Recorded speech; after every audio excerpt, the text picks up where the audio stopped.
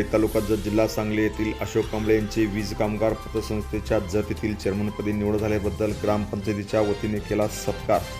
हिवरे तालुका जत जिल्हा सांगली येथील माननीय अशोक कांबळे यांची वीज कामगार पतसंस्था जतच्या चेअरमनपदी निवड झाल्याबद्दल ग्रामपंचायतीच्या वतीने त्यांचा सत्कार केला। महाराष्ट्र राष्ट्रवादी वीज कामगार काँग्रेस संचलित वीज कामगार सहकारी पतसंस्था मर्यादित जत या संस्थेच्या चेअरमनपदी त्यांची निवड झाली। यावेळी हिवरे येथील अनेक ग्रामस्थ यावेळी मोठ्या संख्येने उपस्थित होते। यावेळी जत तालुक्याचे माजी आमदार विलासराव जगताप, राष्ट्रवादी काँग्रेसचे जत तालुका अध्यक्ष सुनील पवार, माजी सभापती आकाराम मासाळ, जत तालुका भाजपचे अध्यक्ष प्रमोद सावंत, कुंभारीचे युवा नेते नाथाजी पाटील, तसेच हिवरेचे उपसरपंच माननीय पप्पूजी भंडे, तसेच हिवरेचे नेते